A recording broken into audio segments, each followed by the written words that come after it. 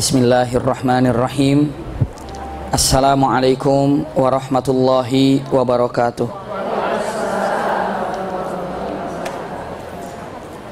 Innal hamdalillah nahmaduhu wa nasta'inuhu wa nastaghfiruhu wa na'udzu billahi min shururi anfusina wa min sayyiati a'malina. May yahdihillahu fala mudilla lahu wa may yudlilhu fala hadiyalah.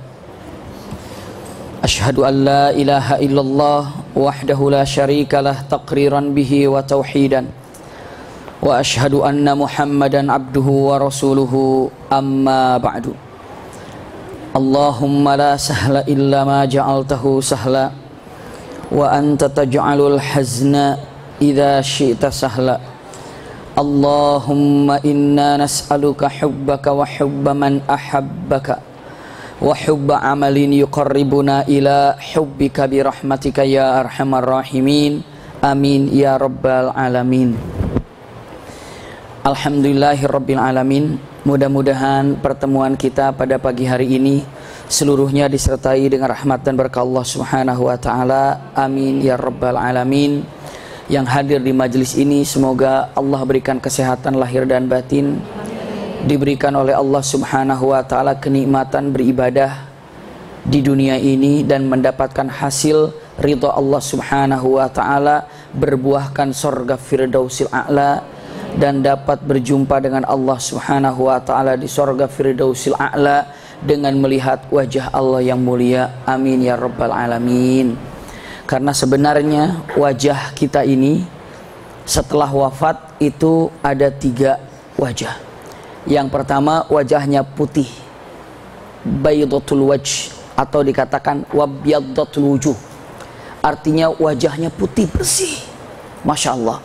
Kapan wajah kita putih bersih? Wajah kita putih bersih ini adalah saat kita menerima kitab catatan kita dengan tangan kanan. Masya Allah, iya. Saat kita menerima catatan dengan tangan kanan kita, wajah kita putih, bersih. Itu sudah kelihatan orang yang menjadi ahli jannah atau ahli neraka. Sebelum kitab diberikan itu wajahnya saja sudah berbeda-beda. Wajahnya putih, bersih. Tapi begitu dia masuk sorga, nanti kita masuk sorga, dikatakan punten kekuning-kuningan wajahnya, saking gembiranya. Musfarrah dalam Al-Quran. Iya, wajahnya kekuning-kuningan, itu wajah begitu masuk surga. Masya Allah, luar biasa. Lalu begitu nanti melihat Allah Subhanahu wa ta'ala, berubahlah wujuhnya, adalah wujuhu yawma idzin na'imah. Na'imah itu Masya Allah, wajah yang tidak bisa digambarkan kecuali nanti bunda bisa menyaksikan wajah kita sendiri yang telah melihat Allah Subhanahu wa ta'ala. Jadi wajah-wajah ahli surga itu luar biasa. Punten, dan semuanya ini putihnya wajah kelak di akhirat akan terukur oleh kita seputih apa hati kita. Seputih apa hati kita di dalam menjaga akidah. Seputih apa hati kita untuk menjauhi kemusyrikan, maksiat. Itu dia. Kalau hati kita ini berada dalam keimanan, pasti akan dijaga halal haram. Orang lebih pandai menjaga halal haram, sama dia ini sangat sedang membersihkan hatinya. Seputih hati yang Anda miliki, seputih wajah kelak di akhirat. Iya, sehitam hati yang Anda miliki, sehitam kelak wajah di akhirat.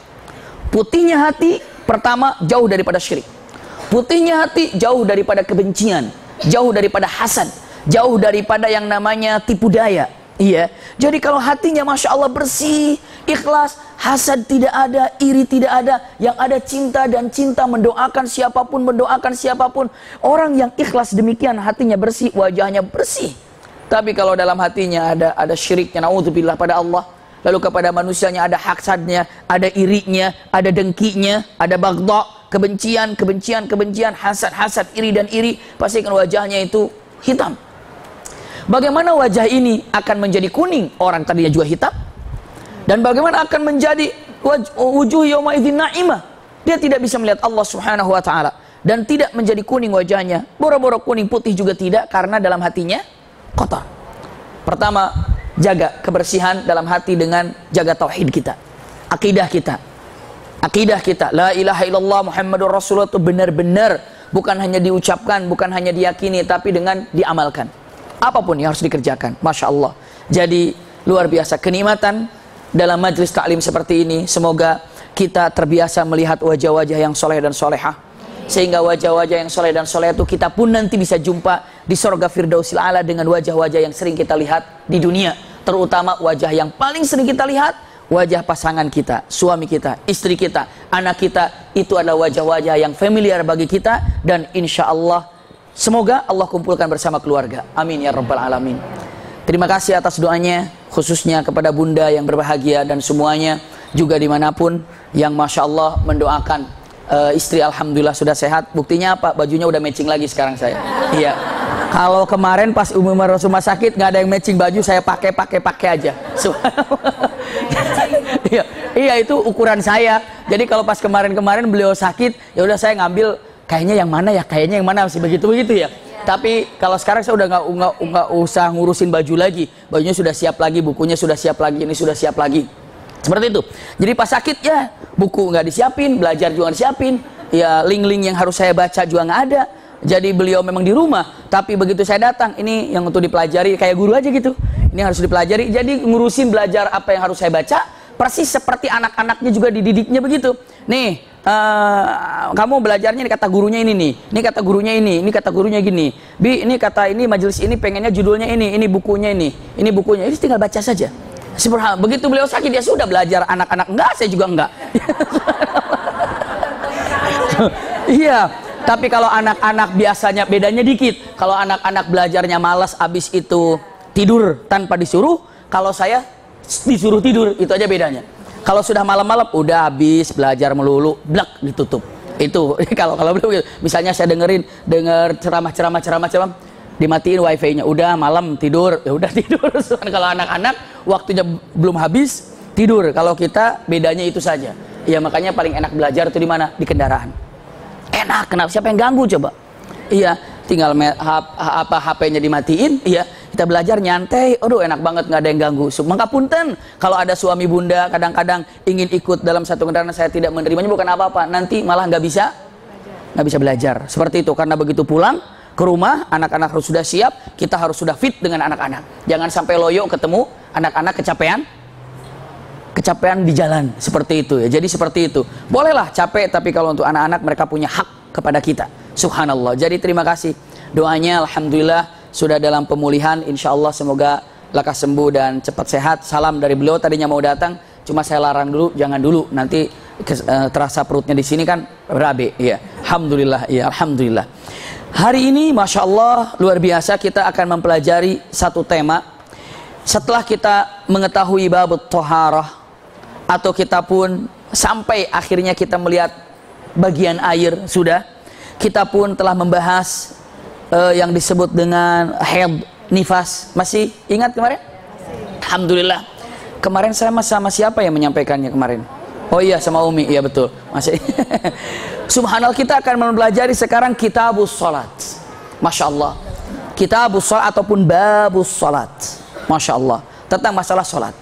Sebelum saya sampaikan tentang sholat ini secara keseluruhan, ada sholat wajib, ada sholat sunnah. Iya, ada tata cara sholatnya, ada bagaimana istilahnya tata cara sholatnya. Bahkan ada waktu-waktu sholat, mawaqitus sholat. Iya, sampai dalam Al-Quran dikatakan inna sholata kanat alal mu'minina kitabam mawquta. Iya, waktu yang telah ditentukan. Setelah ditentukan waktunya, kitabam mawquta. Saya akan sampaikan bunda punten. Kita akan mempelajari kitab sholat sebagai muqaddimah hari ini. Betapa pentingnya arti yang namanya sholat. Sholat itu sesuai dengan namanya, para alim mengatakan silah. As-sholatu as-silah. Silah itu nyambung, sambungan. Benang antara kita dengan Allah Subhanahu wa ta'ala itu adalah benang yang sangat kokoh. As-sholah, silah, masya Allah, sambungan. Sholat, as-silah itu adalah sambungan, nyambung. Jadi kalau seandainya kita bisa jadi jauh, tapi dalam hati masih bisa berdekatan. Jauh di mata, dekat di hati. Itulah kita dengan Allah Subhanahu wa ta'ala. Maksudnya apa? Karena tidak mungkin bisa melihatnya, tapi hati kita membuktikan sangat dekat dengan Allah, buktikannya dengan sholat. Iya. Tapi kalau ibu bapak lagi haji, diganti kaidahnya. Kadang-kadang kelihatan dekat tapi jauh. Makanya dibilangnya katanya apa? Dekat di mata, jauh di kaki. Iya, karena dekat itu jauh nyampe itu dekat tapi nggak nyampe. Seperti itu. Jadi kelihatan jauh, kelihatan dekat padahal jauh. Nah kalau hati ini mau dibilang sejauh apapun, hati ini bisa dekat. Maka dalam kalimatnya bahwa as-shalah itu as-silah. As-silah itu artinya apa? Sambungan. Sambungan dengan siapa? Kita menyambungkan diri dengan Allah Subhanahu wa taala. Punten Bunda, saya sampaikan. Selagi Bunda, ayahanda, seseorang mendisiplin sholatnya, hakikatnya dia telah menyambungkan dirinya dengan Allah Subhanahu wa taala. Masya Allah. Menyambungkan diri dengan Allah Subhanahu wa taala. Menyambung. Tapi kalau seandainya dia sudah tidak sholat, seolah-olah memutus tali itu, lepaslah semuanya. Naudzubillah. Maka wajar kalau seandainya perbedaan antara orang mukmin dan orang kafir itu apa? Sholat. Orang mukmin dan orang kafir itu bedanya sholat. Bedanya sholat, itu saja. Ya, bedanya orang mukmin dengan orang kafir as-shalah. Al-farqu bainal mu'mini wal kafir as-shalah. Hati-hati. Perbedaan orang mukmin dan orang kafir bukan puasa, bukan Bunda. Iya, perbedaan orang mukmin dan orang kafir, Rasulullah tidak mengatakan perbedaannya di haji, bukan. Perbedaannya di zakat, bukan. Perbedaannya di silaturahmi, bukan. Perbedaannya itu ada di sholat. Betapa pentingnya ini. Sekarang kalau seandainya masih melalaikan di dalam sholatnya, hati-hati. Ini adalah perbedaan antara orang mukmin dan kafir adalah as-shalah. As-shalat. Ini dia sebagai muqaddimah yang harus saya sampaikan agar Bunda lebih greget lagi ketika masuk di bab sholatnya. Subhanallah. Bahkan Allahu Akbar, saya sampaikan awwalu ma yuhasab indallahi, yang pertama kali dihisab kelak di akhirat oleh Allah Subhanahu wa taala itu adalah apa? Salat. In salaha salatu subhana hasab kullu au kama qala. Apabila salatnya ini sahih, benar dan dapat nilai, maka semuanya akan dihitung. Tapi kalau salatnya tidak benar, semuanya tidak dihitung. Naudzubillah. Naudzubillah. Iya. Saya ulangi lagi. Poin yang pertama agar tahu, tadi saya sampaikan bahwa sholat ini adalah perbedaan antara orang mukmin dan orang kafir. Kira-kira Bunda setelah Bunda tahu sholat membedakan antara orang mukmin dan orang kafir, Bunda bisa dideteksi sekarang Bunda orang mukmin apa orang kafir. Jawabannya sama dengan pertanyaan sholat apa tidak. Bisa dipahami nggak Bunda? Kalau misalnya mengatakan dia itu orang mukmin apa orang kafir ya, pertanyaannya bisa dirubah mengatakan dia itu sholat apa enggak ya. Itu perbedaannya. Kok bisa begitu? Jawaban Umar ibn Khattab. Lihat, Umar ibn Khattab itu kan dibunuh sama orang kafir. Lagi sholat subuh. Bunda lagi sholat subuh. Umar ibn Khattab ini lagi sholat subuh. Tiba-tiba ditusuk Abu Lu'lu' al-Majusi. Menusuknya yang bukan hanya sekedar pisau yang tajam. Tapi apa?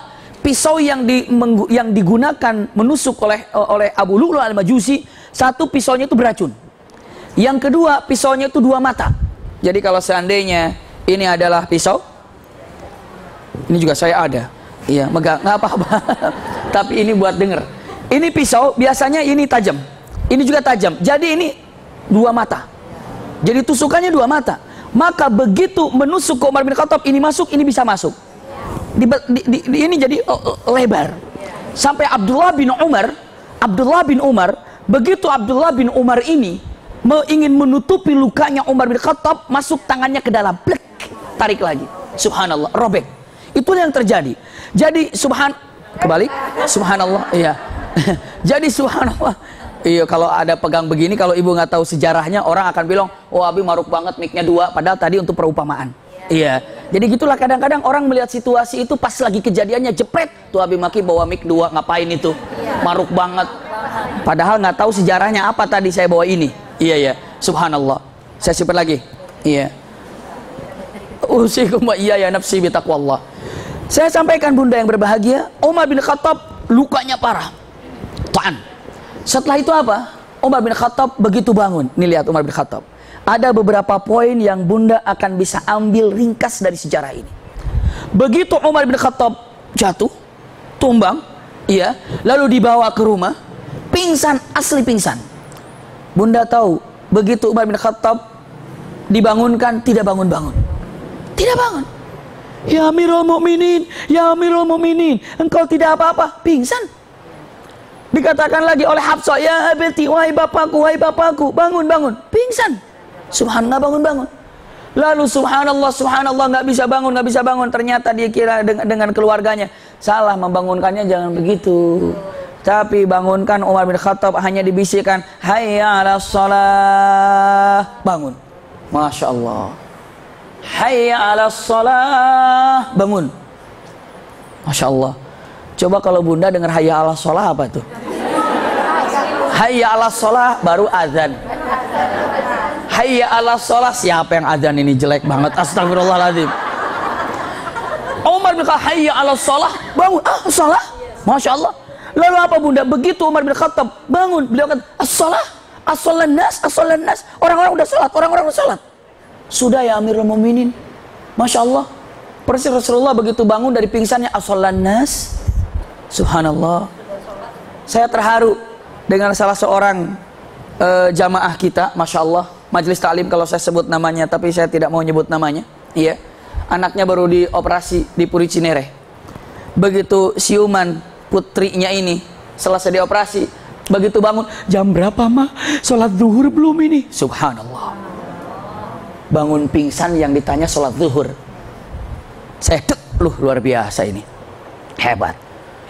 Dioperasi, sudah keluar, iya, dari rumah sakitnya. Jadi begitu sudah dioperasi, dibawa, begitu bangun, yang pertama ditanya itu, jam berapa? Udah zuhur belum? Aku sholatnya gimana? Masya Allah. Luar biasa. Ini kalau sudah terkait dengan sholat itu demikian. Anaknya belum, ya namanya anak-anak. Maksud saya belum istilahnya kalau sudah dewasa, sudah 30 tahun gitu ya, udah ingat begitu, apalagi sudah 60 tahun ingat mati wajar. Iya. Tapi kalau masih remaja, kuliah, kira-kira, Masya Allah, semoga jadi wanita solehah. Amin ya rabbal alamin. Luar biasa. Ini Umar bin Khattab mengingatkan sejarah Umar bin Khattab begitu bangun, yang dia katakan, as-shalan nas. Orang-orang udah sholat? Sudah ya Umar. Lalu dia katakan, ambilkan air. Untuk apa? Aku belum wudhu. Kenapa? Aku batal. Mau apa? Mau sholat subuh. Masya Allah. Bangun dari siuman, dari pingsan, tidak ada mengatakan apa yang dia omongin segala macam. Mau wudhu, habis wudhu, sholat. Setelah sholat bunda apa yang ditanyakan? Setelah sholat, ini dalil yang saya ingin sampaikan. Setelah sholat Umar bin Khattab mengatakan, yang membunuh saya siapa? Baru nanya. Setelah nanya orang sudah sholat, setelah dianya sholat tuntas, beres, baru nanya, yang bunuh saya, yang nusuk saya siapa? Yang nikam saya siapa? Bayangkan kalau orang begitu sadar, siapa yang nikam saya? Tangkap. Dia tidak nangkep dulu, udah Pak, urusin, udah sholat dulu mereka. Saya belum sholat, saya mau sholat dulu. Setelah itu apa? Udah selesai semuanya, baru ditanya, yang nikam saya siapa? Jawab, yang nikam kamu itu adalah Abu Lu'lu' al-Majusi. Lalu yang dijawab oleh Umar bin Khattab hanya mengatakan kata-kata yang simpel dan luar biasa. Dia alhamdulillah, alhamdulillah, qatalani rajulun la yusalli. Itu kata-katanya. Alhamdulillah, yang membunuh saya itu adalah orang yang tidak pernah sholat. Maksudnya apa? Kalau dibilang alhamdulillah yang membunuh saya itu adalah orang yang tidak sholat, maknanya adalah orang yang kafir. Kenapa? Kalau orang yang sholat membunuh, berarti yang membunuhnya itu adalah apa? Orang Islam. Kalau orang Islam berarti berpikir ada kesalahan apa dengan saya. Karena apa? Orang Islam kalau sampai terjadi peperangan segala macam, berarti antara Islam dan Islam sedang apa? Bersengketa. Berarti ada apa? Ada fitnah besar. Apa saya salah atau dia salah? Begitu kan? Tapi kalau sudah orang kafir demikian, apalagi membunuh seorang Amirul Mukminin, alhamdulillah nggak ada masalah. Maksudnya nggak berat. Kenapa? Karena yang membunuh saya orang yang tidak sholat, maknanya adalah orang kafir. Umar bin Khattab tidak mengatakan yang membunuh saya orang kafir, tidak. Tapi Umar bin Khattab mengatakan yang membunuh saya orang yang tidak sholat. Berarti jelas bunda, perbedaan antara orang mukmin dan orang kafir adalah sholat. Bunda semakin kokoh, semakin kuat sholatnya, itulah bentuk keimanan yang ada.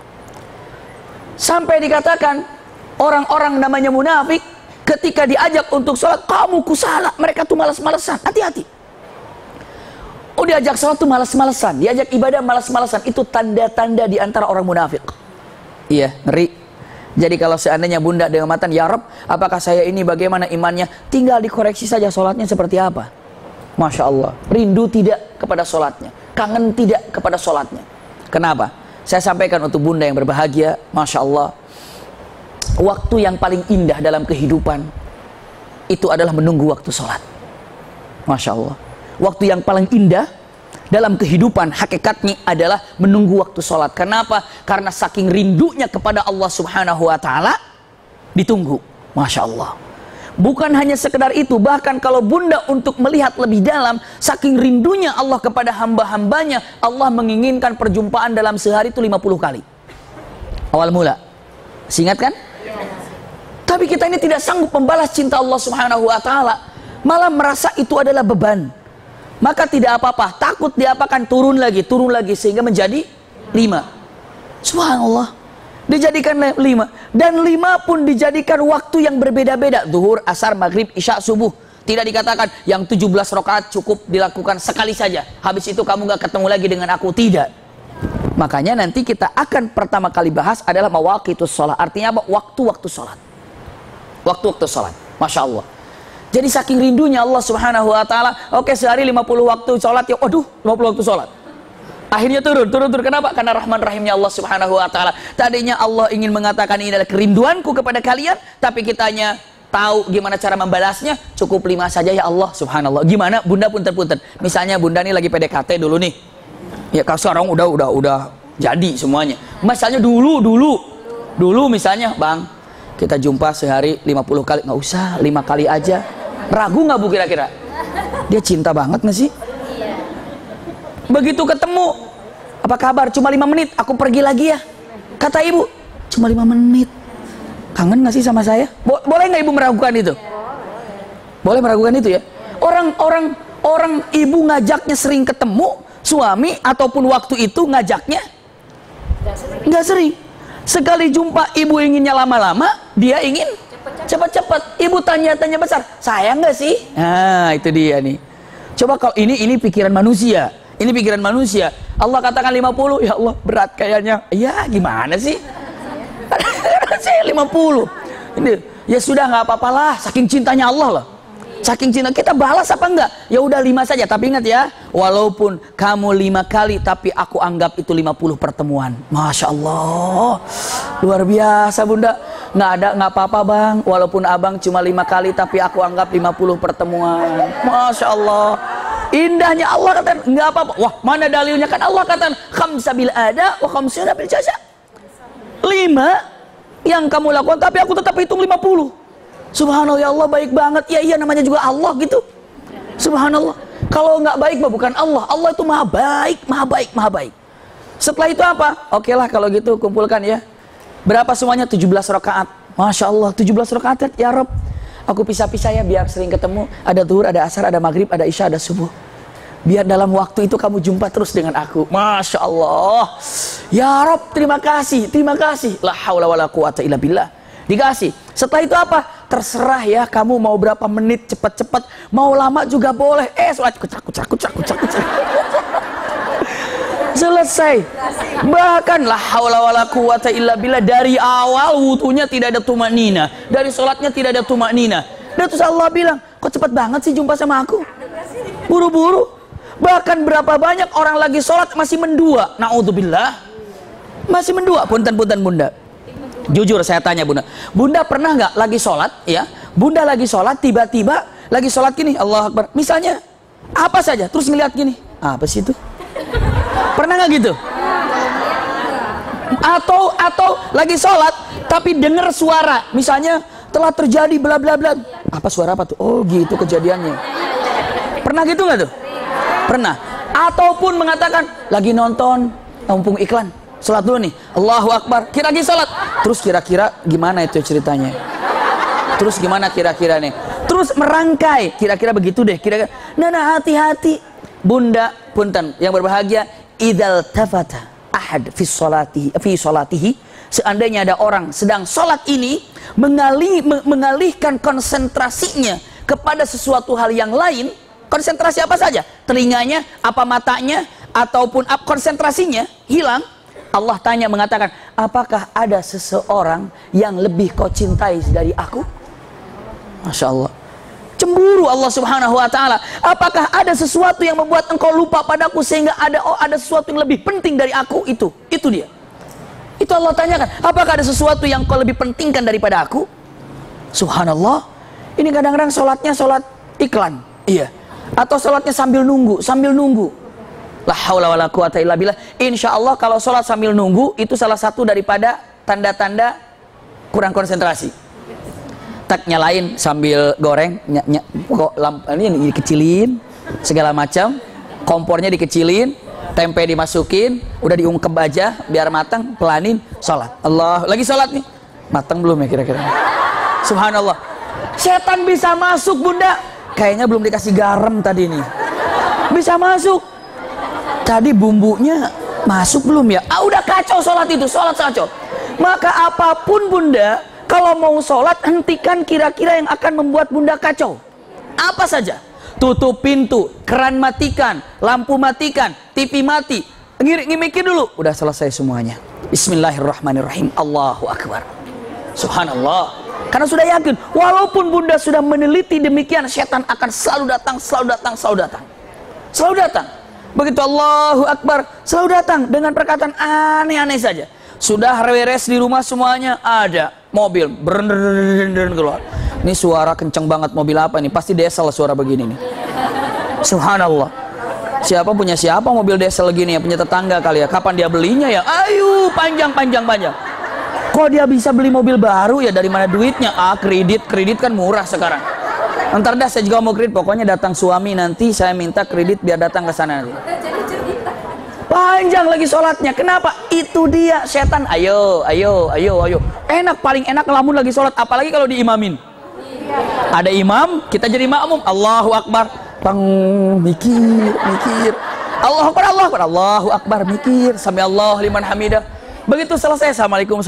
Bawa SMS. Pak, ke dialer yuk. Subhanallah. Kenapa harus sholat ingatnya?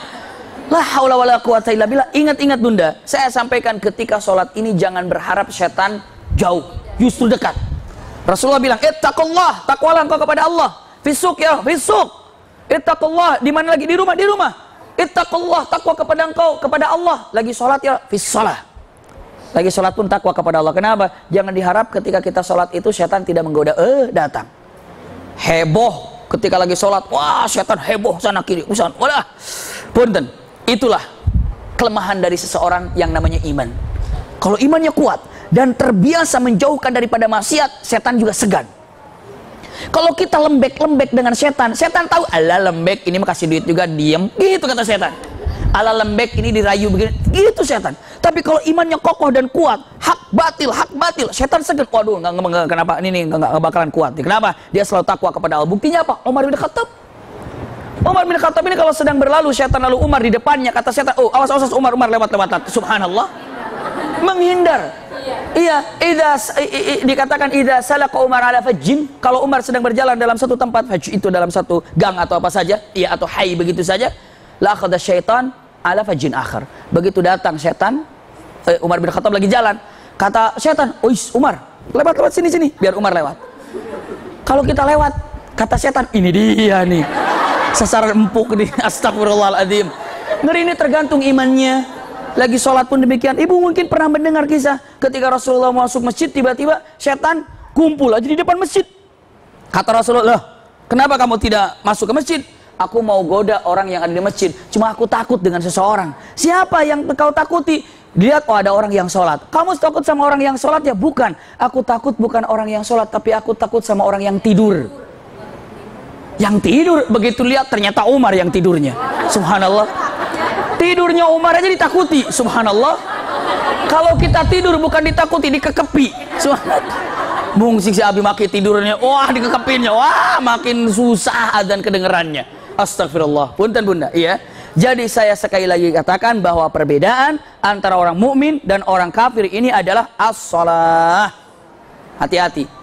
Jadi sholat saya bagaimana? Ya bagaimana sholatnya? Saya kafir enggak? Pastinya tidak. Ya, tapi dengan mengatakan imannya itu lihat daripada gambaran sholatnya. Sholatnya dulu lihat. Iya, selanjutnya saya sampaikan, yang pertama kali dihisab kelak di akhirat itu adalah sholat.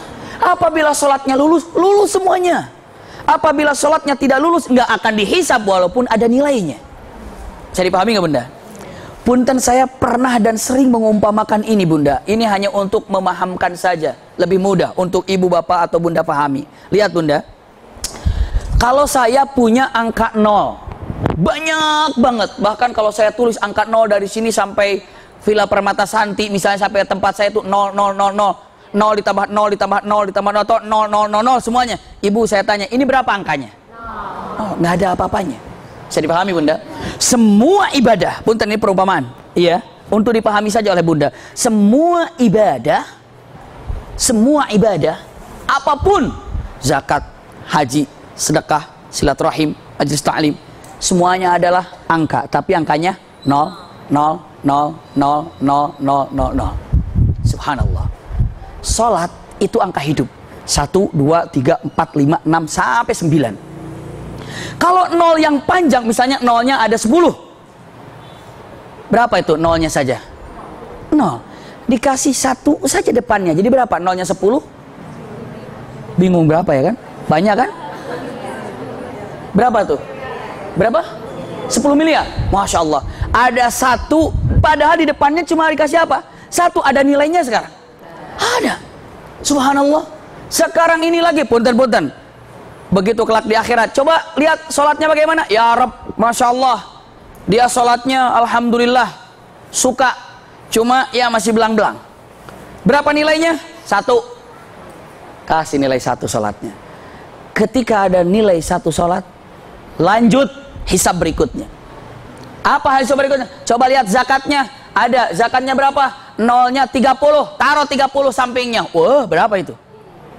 1 di depan, 30, 0-nya banyak karena zakat.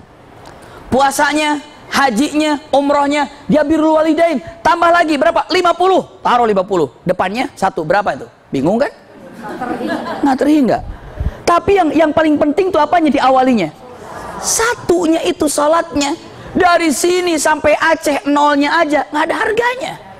Kasih depannya 1 baru berharga. Bisa dipahami Bunda? Apapun Bunda yang dikerjakan, amal tanpa sholat, begitu dicek sholatnya bagaimana, dia nggak pernah sholat, ya Rob, terus bagaimana? 0, dihitung nggak yang lain? Buat apa juga dihitung kalau depannya 0? Ibu akan menghitung semua, itu tinggal dilihat depannya berapa, 1, hitung 0-nya berapa, baru punya nilai. Sekarang sholatnya bagaimana? Dia lebih baik 2, Masya Allah. Sholatnya lebih baik 3, luar biasa. Ini bagaimana sholatnya? Oh, ini mah majelis taklim rumil, nilainya 9, Masya Allah, luar biasa. 9, 0-nya berapa tuh jumlahnya? Luar biasa Bunda. Jadi punten, pertama kali dihisab itu adalah apa? Sholat.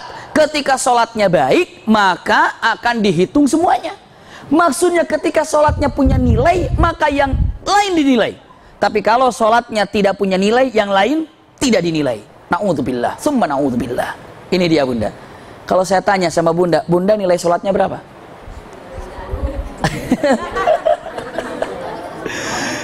Nolnya 9. Nilainya semoga kita bisa memperbaiki sholat ini. Iya. Jadi yang keduanya saya sampaikan bahwa sesungguhnya yang pertama kali dihisab itu adalah sholat.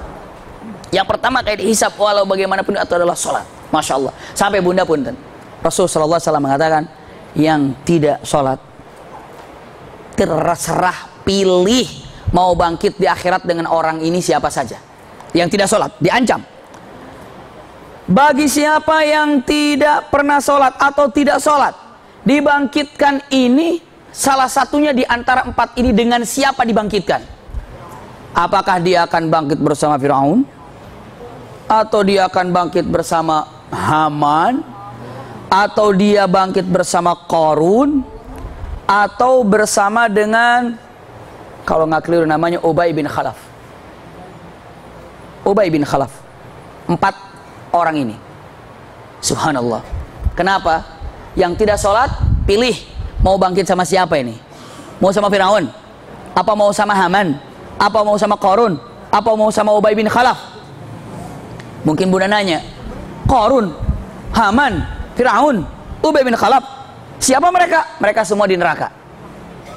Dan Rasulullah mengancam yang tidak sholat, pilih dengan 4 ini, mau mana yang Anda sukai, atau Anda mau bersama siapa di antara 4 ini apabila Anda tidak sholat. Na'udzubillah.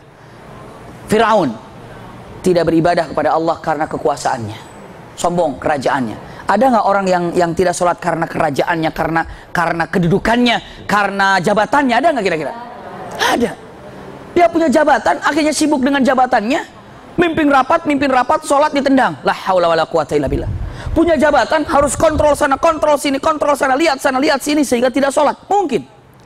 Apakah ada orang yang lalai tidak sholat karena jabatan? Ada. Itu golongannya Fir'aun. Na'udzubillah. Haman dibangkitkan bersama Haman. Orang tidak sholat, kenapa? Dia sibuk tidak sholat. Urusan apa yang dia miliki? Dia urusan dengan apa? Keilmuannya. Haman itu sibuk dengan apa? Ilmunya. Ilmu. Subhanallah. Mungkin seperti itu. Iya. Lalu selanjutnya, yang ketiga, Qarun tidak sibuk atau tidak sholat karena apa? Hartanya. Nah, harta yang dimilikinya. Na'udzubillah. Lalu siapa? Ubay bin Khalaf. Kenapa tidak sholat? Sibuk dengan apanya dia? Ubay bin Khalaf tidak sholat karena dia sibuk. Dengan apa dia sibuk? Ubay bin Khalaf sibuk dengan keluarganya. Ada nggak orang yang tidak sholat karena sibuk urusin keluarga? Mungkin. Pak, antar mamah ke sini. Mah, antar bapak sini. Pak, mah, antar aku ke sini, kata anaknya.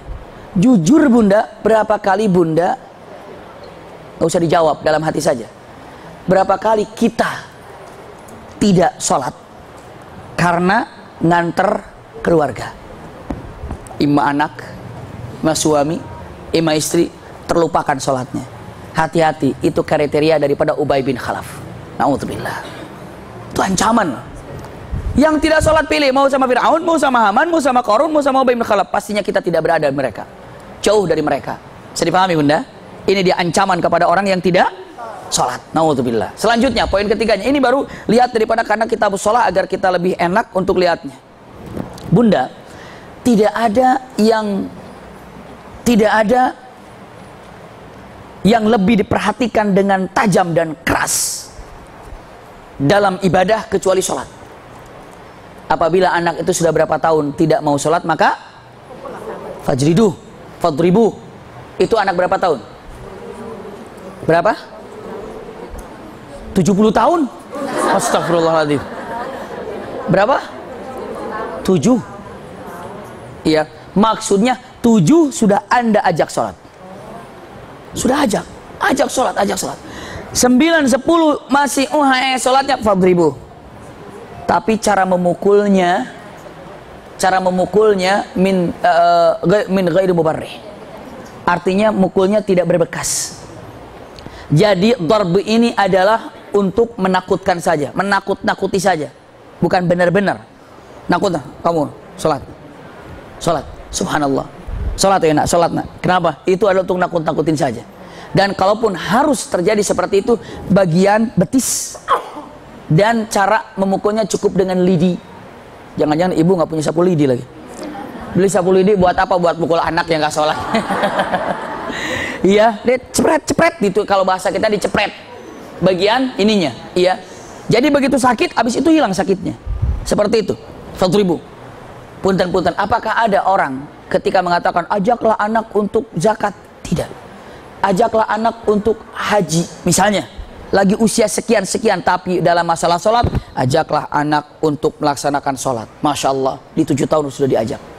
Apabila dia 9 atau 10 tahun masih belum juga, fadribu. Anda, kasih didikan. Agak keras. Karena apa? Masya Allah, kalau anak itu sudah sholat, tenang bunda. Kalau anak sudah mulai sholat, ke bundanya adalah tenang sekali. Ini adalah keutamaan-keutamaan yang ingin digambarkan dalam masalah sholat. Masya Allah. Iya. Oh, jadi sholat itu adalah sesuatu hal yang perlu ditanamkan kepada anak-anak? Iya. Luar biasa. Bagaimana cara anak-anak untuk diajaknya? Terserah bunda dan ayahanda bisa mengkondisikannya. Anak-anak di rumah yang perempuan, laki-laki, ayo ajak ke masjid, terus didampingi. Cintai dan dekatkan dengan masjid. Masya Allah, dengan nikmat sholatnya. Anak-anak itu akan menempel dalam hatinya. Bunda punten, kalau bunda punya anak, lalu anak itu sudah bisa mendisiplin sholat, Masya Allah, 5 waktunya tanpa disuruh.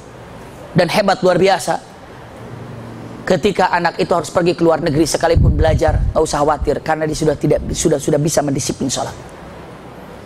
Kenapa? Karena sholat itu adalah bagian orang yang sangat membagi waktu dengan baik. Lihat, orang yang sukses di muka bumi ini adalah orang yang pandai membagi waktu. Benar nggak kira-kira bunda? Sekarang, waktu dalam sehari berapa jam? 24 jam. Bagi seseorang dokter, sehari berapa jam? 24 jam. Bagi orang punten, tanpa bermaksud apa-apa, tanpa berniat apa-apa, ini hanya sekedar pandangan lahiriah, bukan pandangan batin gitu ya, hanya pandangan lahiriah. Seorang dokter, Masya Allah, yang dia miliki 24 jam. Orang peminta-minta yang dia punya dalam sehari berapa jam? 24 jam. Bisa dipahami nggak ya? Maksud saya begini, ya. Seorang presiden punya waktu dalam sehari berapa? 24 jam. Seseorang penipu punya waktu berapa dalam sehari? 24 jam. Orang yang pandai membagi waktunya itu adalah orang yang sukses dan berhasil. Tapi orang yang tidak pandai membagi waktu itu adalah orang yang tidak berhasil dan tidak sukses. Jujur bunda, saya tanya, ketika dulu ibu SD, waktu SD, SMP, SMU, dari sejak dulu sampai hari ini sehari berapa jam? 24 jam. SD 24 jam, SMP 24 jam. Tapi teman-teman ibu yang dulu SD, SMP hasilnya sama nggak sekarang? Tidak, padahal waktunya sama, gurunya sama, kesempatannya sama. Kenapa beda? Berbeda dalam jago membagi waktu. Bisa dipahami nggak bunda? Orang yang pandai membagi waktu, kok bisa ya sempat ke pengajian membagi waktu? Kalau orang tidak bisa membagi waktu, orang lagi ngaji bisa tidur hari ini di rumahnya. Bisa jadi nggak itu? Dia tidak bisa pandai bagi waktu. Saya harus punya waktu untuk sholat, saya harus punya waktu tahajud, saya harus punya waktu untuk duha, saya harus punya waktu untuk silaturahim, saya harus punya waktu untuk pengajian, saya harus waktu untuk silaturahim. Pokoknya atur waktu, atur waktu. Orang yang sukses di dunia saja orang yang pandai membagi waktu. Plus orang yang sukses di akhirat pun adalah orang yang pandai membagi waktu. Nah, sholat ini dilatih untuk membagi waktu. Masa sih iya zuhur ada waktunya nggak? Asar ada waktunya? Maghrib, isya, subuh waktunya ada. Anda belajar membagi waktu sejak dini. Kalau ada anak sudah pandai membagi waktunya sholat, Masya Allah bagus. Kenapa? Mau main, aduh tanggung zuhur. Lagi main, zuhur nih, bagi waktu. Aduh udah asar nih, sholat asar dulu, Masya Allah. Aduh udah isya nih, waktunya. Jadi orang yang terbiasa dengan pembagian waktu itu adalah terbiasa demi mencapai punten kesuksesan yang ada. Maka mustahil punten dalam arti kata sukses dunia akhirat. Orang yang tidak bisa membagi waktu itu mustahil untuk sukses. Dan anak diberikan waktu zuhur, asar, maghrib, isya, subuh. Kenapa? Agar Anda bisa membagi waktu yang baik. Subhanallah. Maka wajar yang ditanamkan kepada anak-anak yang ditegaskan itu adalah waktu sholat. Anda waktu sholat hebat, kemanapun jalan, Masya Allah, kemanapun indah. Ini adalah di dalam masalah kenyataan yang ada, yang harus bunda hadapi. Sekarang jujur saya tanya, yang paling susah ibu nyuruh anak itu apa? Itu dia. Kenapa? Setan tahu ini pangkalnya ini. Kalau sudah susah sholatnya, memble semuanya. Iya. Tapi kalau sudah sholatnya kuat, kokoh, luar biasa. Ini pondasinya ini. Makanya wanti-wanti itu apa ya? Pesan-pesan.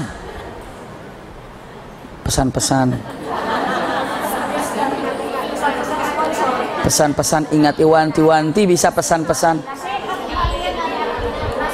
Nasihat penuh dengan peringatan, warning gitu ya. Warningnya hati-hati ya dengan sholat ya. Karena ini yang akan membuat orang ini apa? Baik nantinya, Masya Allah. Sampai di akhirat pun yang pertama kali dihisab itu apa? Sholatnya. Yang pertama kali anak ditekankan juga adalah sholatnya. Masya Allah, luar biasa. Tapi susah banget nih saya ngajarin anak-anak sholatnya. Tanya dulu, kita udah gampang belum? Makanya mulai dari diri sendiri. Ya Allah, agar anak saya mudah, saya harus pertama kali berikan kemudahan melaksanakan sholat. Makanya doanya, Allahumma a'inni ala dzikrika wa syukrika husni ibadatika. Dan perbaiki saya ini agar menjadi orang yang lebih baik lagi ibadah. Masya Allah. Ini ketika ibu ingin mempelajari, oh ternyata Masya Allah yang namanya sholat demikian. Iya bunda, luar biasa. Sampai keutamaan waktu sholat nanti kita akan lihat. Waktu sholat duhur, waktu sholat asar, waktu sholat maghrib. Masya Allah. Bunda punten, hebatnya dalam masalah sholat. Boro-boro bunda ingin mengharapkan, punten, jangankan bunda ingin melihat pahala sholat yang 5 waktu, sholat sunnah rawatibnya saja, Masya Allah, banget indah dan luar biasa. Sholat sunnah rawatib masih ingat kan? Sholat sunnah rawatib qobliyah dan ba'diyah kan? Siapa yang sempurna melaksanakan sholat sunnah rawatib dalam sehari itu, maka begitu selesai sempurna melaksanakan sholat sunnah rawatib qobliyah dan ba'diyah, selesai Allah siapkan hari itu, begitu selesai sunat rawatib hari itu, begitu sudah selesai Allah siapkan istana di surga. Itu sholat sunnah rawatibnya, apalagi sholat wajibnya. Masya Allah. Siapa yang sholat 2 rakaat sebelum subuh, sebelum sholat subuh, begitu imam sudah muadzin, la ilaha illallah Allahumma rabba hadhihi da'wati tamma wassalatil qamah, selanjutnya lalu bunda sudah punya wudu, lalu bunda sholat qabliyah 2 rakaat di rumah saja. Ibu-ibu, Allahu Akbar 2 rakaat. Siapa yang sholat 2 rakaat sebelum sholat subuh, maka pahalanya apa yang didapatkan hari itu lebih baik dari 7 langit dan 7 bumi beserta isinya. Kaya orang itu. Masya Allah. Adakah orang yang memiliki 1 lahan langit saja, tidak bumi saja? Ini 7 langit 7 bumi dan seperti isinya, itu lebih baik buat dirinya daripada 7 langit dan bumi serta isinya. Pahala sholat 2 rakaat baru qobliyah subuh, apalagi sholat subuhnya. Jangan bilang, oh kalau gitu saya qobliyah subuh aja, nggak usah sholat subuh. Adanya qobliyah subuh itu karena ada subuh. Kalau nggak ada subuh, nggak ada qobliyah subuh. Bisa dipahami bunda? Saya gini, ibu, kalau ibu bapak jadi karyawan di tempat ini, ibu akan mendapatkan gaji per bulan sekian. Keren banget. Tapi jika lembur dihitung ibu per 20 menit misalnya. Ataupun kalau ibu lembur dihitungnya adalah per 30 menit. Per 30 menitnya sekian. Gede banget. Akhirnya, Pak, bos, Bu, bos, gimana kalau saya lemburnya doang deh? Nggak usah jadi karyawan, jadi lemburnya aja. Mungkin nggak itu? Dia dihitung lembur karena dia karyawan. Kalau nggak jadi karyawan, mana ada hitungan lembur? Dia dihitung untuk mendapatkan sholat sunnah rawatib karena ada sholat wajib. Bisa dipahami bunda ya? Ini dia, Masya Allah. Dan punten, saya sampaikan tadi, saya sampaikan perbuatan yang paling mulia yang Allah sukai adalah menunggu waktu sholat. Menunggu waktu sholat. Menunggu waktu sholat. Ini keutamaan-keutamaan agar bunda sebelum masuk ke bab sholatnya ini. Keutamaan waktu sholat apa? Bunda-bunda lihat Rasul Shallallahu Alaihi Wasallam mau ke masjid, tiba-tiba malaikat ribut. Ributnya itu sesuatu yang penasaran gitu ya. Ada apa gitu? Tiba-tiba malaikat nanya, ya Rasulullah, itu sahabat-sahabatmu ada di masjid lagi ngapain sih? Rasul nanya, emang kenapa? Memang kenapa sahabat-sahabatku yang ada di masjid? Engkau bertanya tentang sahabat-sahabatku yang ada di masjid, memangnya kenapa? Dijawab oleh malaikat Jibril, ya Rasulullah, Allah dengan bangga menyebutkan nama-nama orang yang sedang di masjid itu. Maka saya tidak tahu kok Allah sebangga itu, sesenang itu menyebut nama-nama orang-orang yang ada di masjid itu. Memang mereka lagi ngapain sih ya Rasulullah? Tunggu, kata Rasulullah, saya akan datang. Begitu datang, assalamualaikum, kata para sahabatnya. Sahabat, waalaikumsalam warahmatullahi wabarakatuh. Rasul tanya, ma jelasukum huna, apa yang membuat kalian duduk di tempat ini?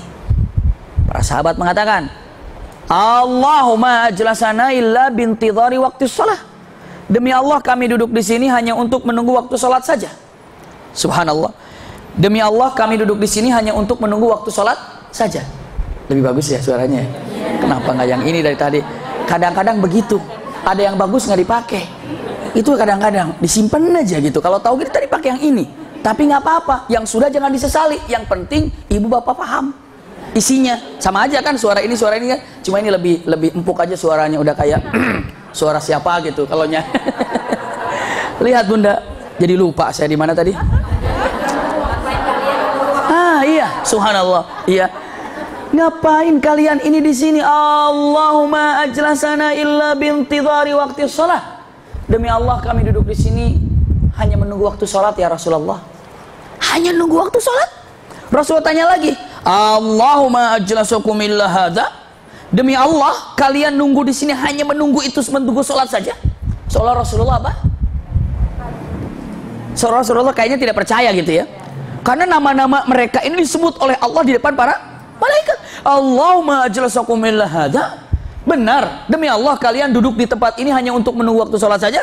Dijawab lagi, Allahumma ajlasana illa hadza atasyukku fina ya Rasulullah. Demi Allah ya Rasulullah, kami duduk di sini hanya untuk menunggu waktu sholat saja. Apakah Anda tidak percaya? Rasulullah jawab, bukan tidak percaya, tapi saya kagum. Kagum kenapa ya Rasulullah? Menunggu waktu sholat saja Allah sudah bangga kepada orang-orang tersebut, apalagi yang sholatnya, menunggunya saja luar biasa. Masya Allah. Sampai keluar Rasulullah SAW hadisnya, siapa yang menunggu waktu sholat, maka pahalanya seperti dengan sholat yang ditunggu itu. Allahu Akbar. Bunda, habis maghrib duduk menunggu sholat isya, duduknya misalnya 45 menit ataupun 50 menit untuk menunggu waktu sholat isya, pahala 50 menit itu seperti sholat isya. Allah, Allah, Allah, luar biasa. Bunda-bunda punten, ibu menunggu waktu tahajud, habis sholat isya tidur dulu. Bunda tidur jam 8:30. Biasa ada yang tidur 8:30? Biasa, 8:30, jam 9 tidur. Ya Allah, saya mau sholat tahajud. Nanti saya mau bangun jam 2:30 mau sholat tahajud. Niat sholat tahajud, Masya Allah. Lalu tidur dalam kecintaan kepada Allah. Jam 9, 10, 11, 12, 1, 2, setengah 3. Punten, 5 jam setengah dihitung sholat tahajud. Masya Allah.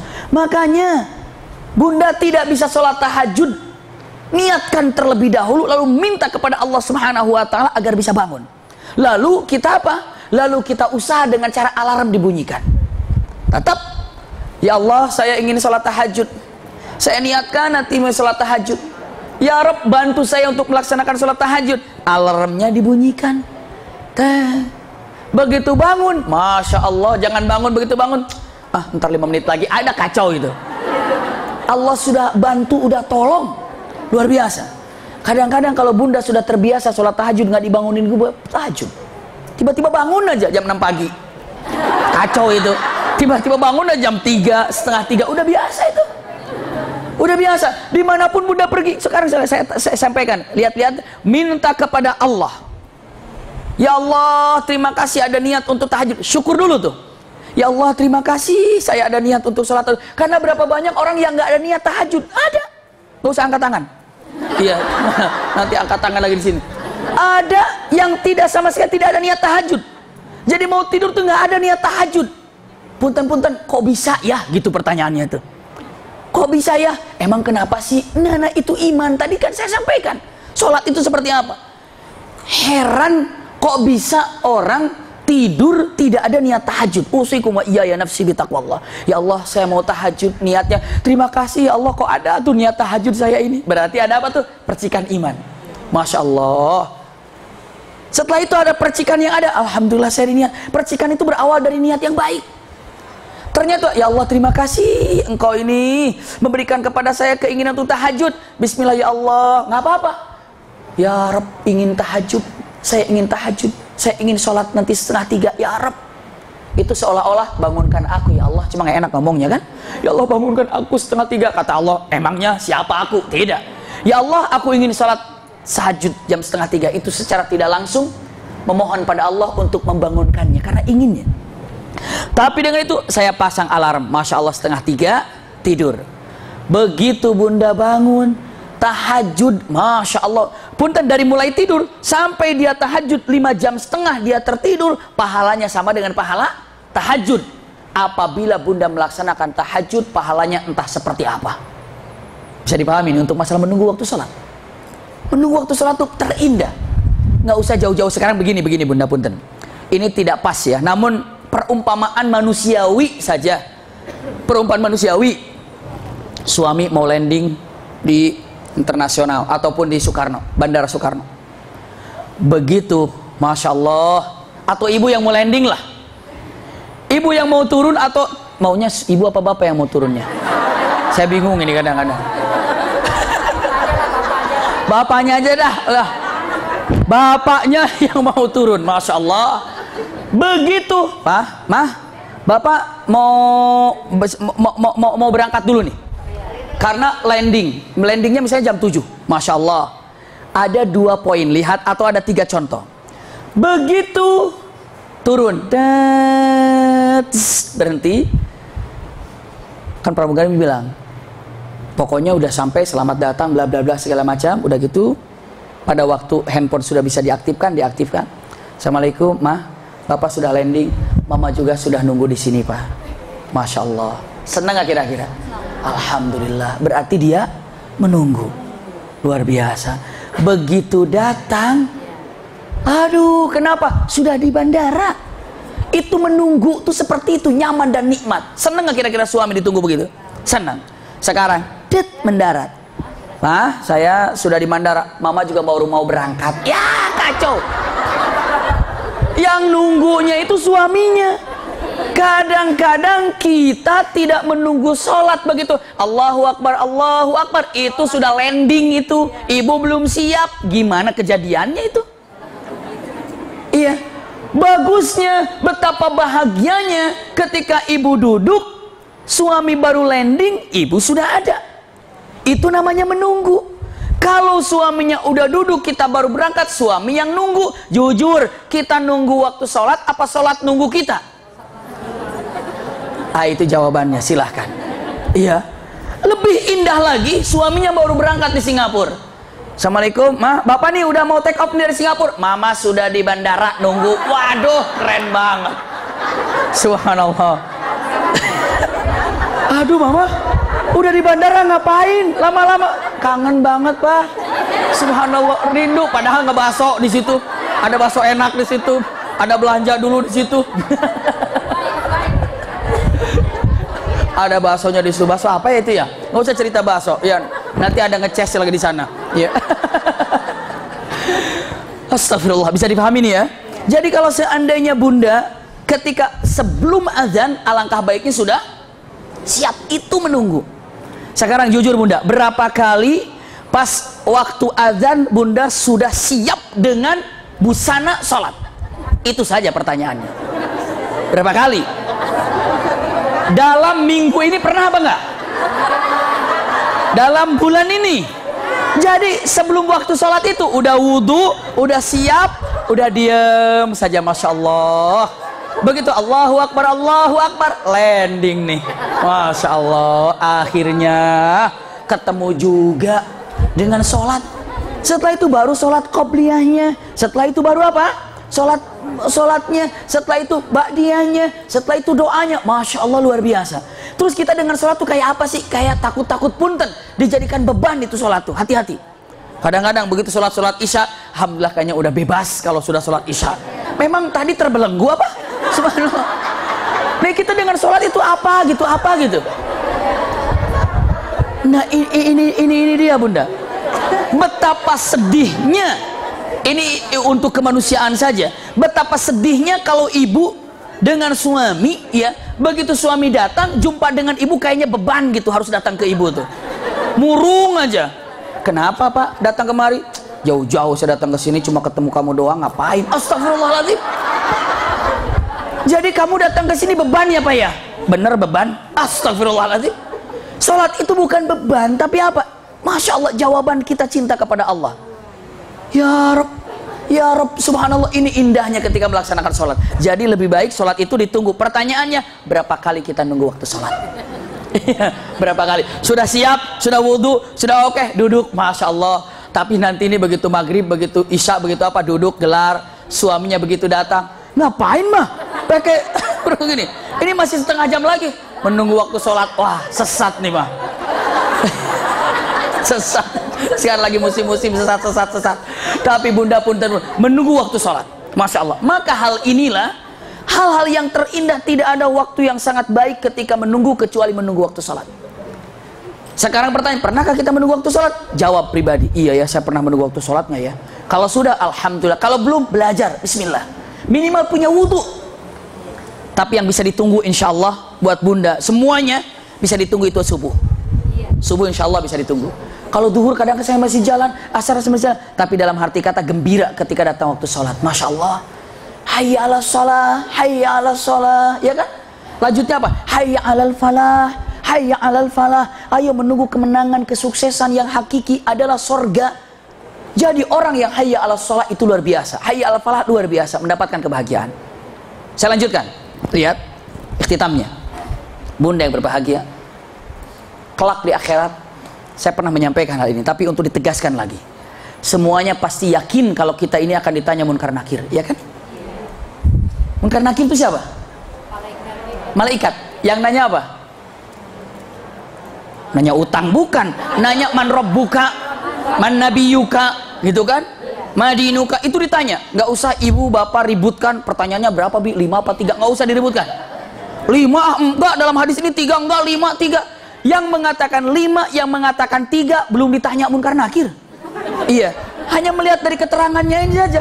Jadi apapun, dan yakin kalau itu ditanya. Mau 100, 200 kalau bisa jawab aman. 1 pun kalau nggak bisa jawab tidak aman. Pertanyaannya, kita ditanya munkar nakir, pasti ditanya munkar nakir. Nah itu dia, bisa nggak jawabnya? Bunda, kalau ibu bertanya bisa nggak ya jawabnya? Secepat ibu melaksanakan perintah Allah sholat, secepat itu ibu bapak menjawab pertanyaan malaikat. Masya Allah. Gak usah nyontek. Iya, langsung secepat itu ibu bisa jawab. Masya Allah. Hayya ala sholah, hayya ala falah. Masya Allah, sudah siap semuanya. Secepat ibu melaksanakan panggilan Allah, perintah Allah dalam sholat, secepat itu dan sehebat itu ibu menjawab munkar dan nakir. Seloyo, apa namanya ya? Tata langke bahasa saya. Sesantai-santai, pokoknya itu tuh apa tadi saya? Dilambat-lambatin, lelet, selelet ibu melaksanakan sholat, selelet itu juga jawabannya. Bahkan tidak sholat gimana mau jawab? Naudzubillah. Man rabbuka? Rabbi Allah. Masya Allah. Man nabiyuka? Muhammad sallallahu alaihi wasallam. Ma dinuka? Al-Islamu dinuna. Masya Allah. Man ikhwanu mu'minina wal mu'min. Masya Allah, nikmat sekali. Jangan dihafalin. Nanti juga langsung apa tadi? Nggak usah dihafalin, nanti juga dihafalin, nanti juga bisa. Sholatnya, subhanallah. Sholatnya gimana cerita dan kisah yang indah ini harus diambil. Kenapa? Karena punten-punten, sholat ini ternyata bagian dan terindah yang ada. Bahkan mengatur kesehatan. Ini saya banyak para alim ulama melihat kondisi manusia dengan matahari. Karena semua sholat itu berkaitan semua waktunya dengan matahari.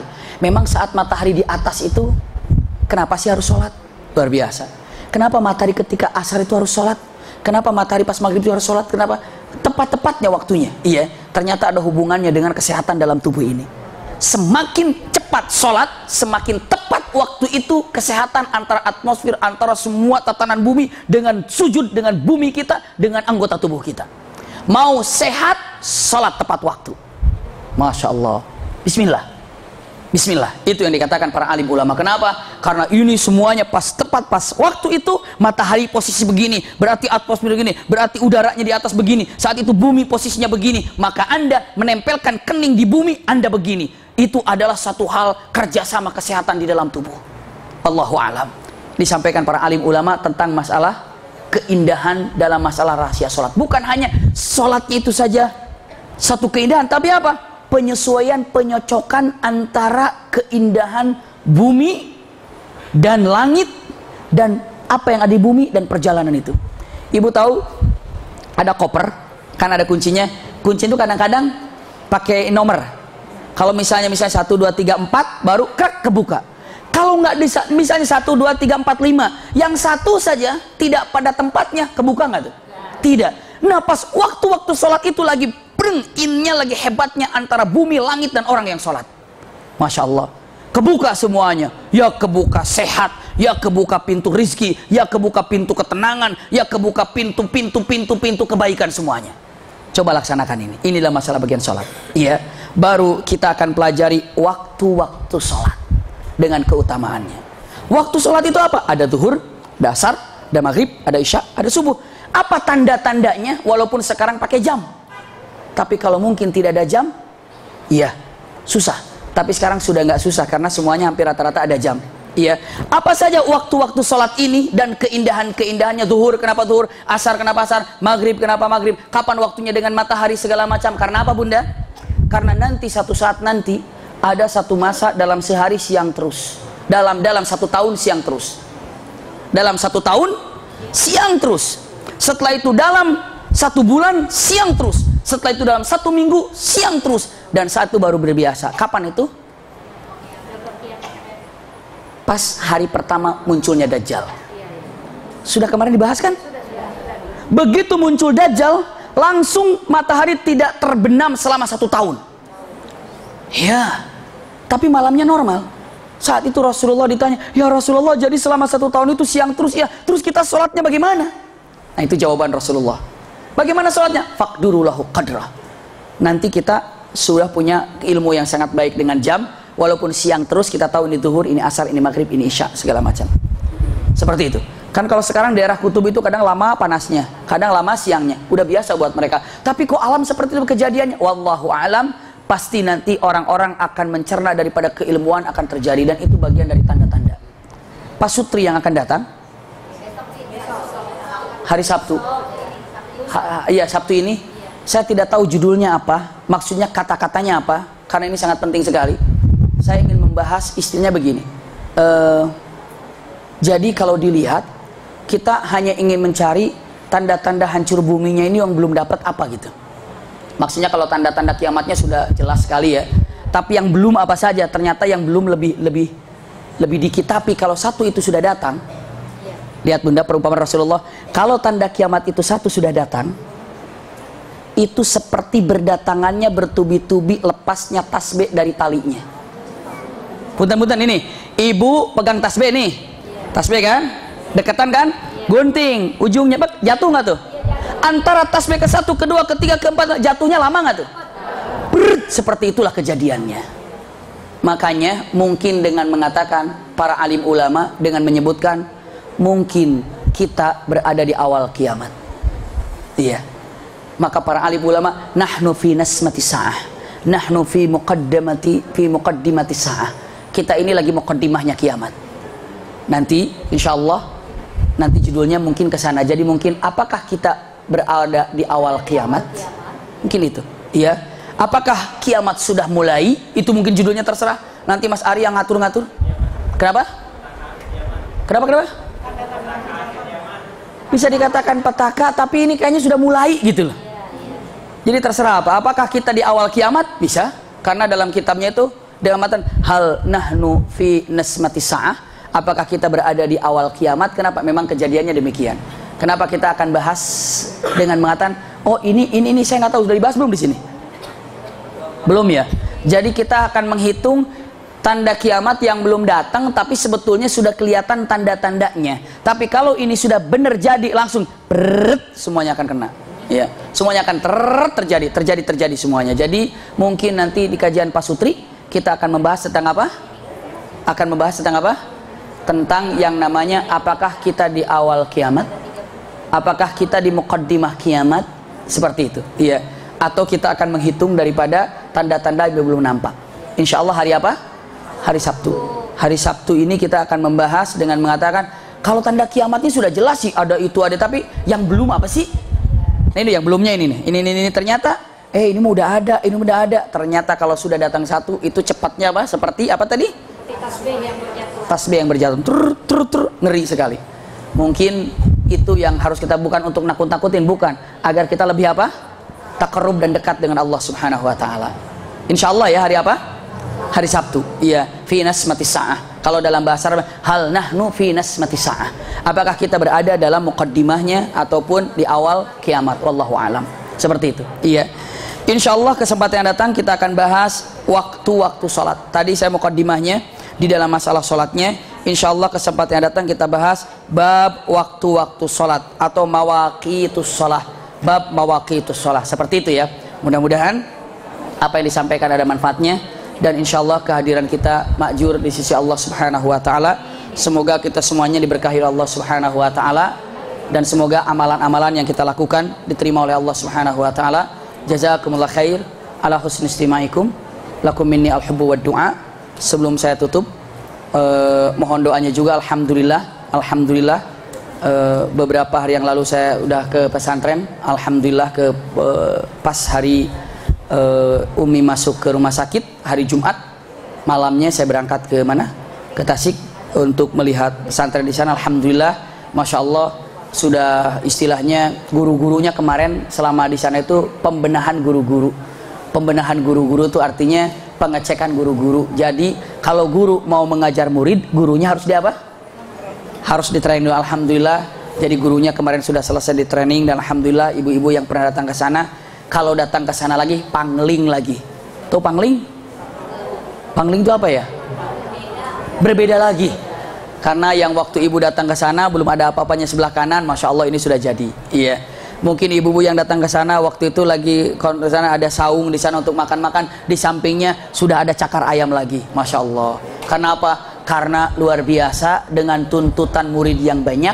Bismillah, terus untuk dikerjakan. Jadi hari ini mudah-mudahan mohon doanya. Saya yakin dengan doa-doa ibu yang solehah ini, semoga cita-cita kami untuk membina dan membangun pesantren ini cepat jalan. Walaupun sudah jadi, tetap saya di Depok. Iya. Jangan dibilang karena ada yang usul-usulnya, nanti kalau jadi abi di sana. Saya ke sana tetap sebulan 2 kali, sebulan 1 kali datang ke sana. Kalau ada emergensinya, alhamdulillah di sana. Jadi kalau ibu datang ke sana, masya Allah luar biasa. Asrama putra sekarang sudah didirikan lagi, tinggal dicor lagi. Asrama putri sudah didirikan lagi. Yang kemarin baru 1 tingkat, tinggal didirikan lagi. Sekarang masya Allah kelas tahfidnya baru cakar ayam. Alhamdulillah mau didirikan lagi. Semoga lancar dan istiqomah yang ada di dalamnya. Dan punten, yang biasa mungkin ada kajian 2 bulan sekali yang namanya Ustaz Zamzam, kadang-kadang ke Tangerang, kadang-kadang ke Jakarta. Beliau sudah tidak bisa ngaji kemana-mana, sudah istiqomah di pesantren. Saya sudah tanam begitu.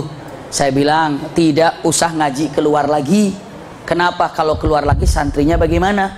Akhirnya full dalam pesantren. Alhamdulillah, sepakat. Saya sudah tanda tangan sama beliau. Iya, nggak usah keluar lagi ya, nggak usah terima undangan-undangan lagi ya. Kenapa? Ini duduk di pesantren, ajari murid-muridnya. Sekarang santri sudah ada, siap. Jadi beliau ini sudah tidak menerima undangan keluar, masya Allah.